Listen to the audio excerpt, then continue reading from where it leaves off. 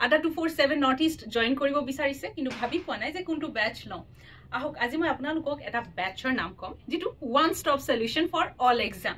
প্ৰথমতে আপোনালোকে ইয়াতে ADA 247 ক্লিক কৰিব লাগিব তাৰ পিছত প্ৰথমতে আপোনালোকে ইয়াত দেখিব এইটো ইয়াত ক্লিক কৰি দিলে ক্লিক কৰাৰ লগে লগে ইয়াতে আপোনালোকে দেখিলে অল কোৰ্সেস দেন ষ্টেট এক্সামস যেতিয়া ক্লিক কৰিব ইয়াত সাইডত আপোনালোকে আমাৰ ষ্টেট সমূহ দেখিব অলপ যদি আপুনি স্ক্ৰল কৰে ইয়াত আপোনালোকে আমাৰ মৰমৰ নৰ্থ ইষ্ট ষ্টেটস দেখিব ইয়াত ক্লিক কৰিলে হয় তাৰ পিছত এনেকুৱা এখন পেজ আহি যাব ইয়াতে আপোনালোকে আসাম মহাপেকটো ক্লিক কৰিব ইয়াত দেখিছে নহয়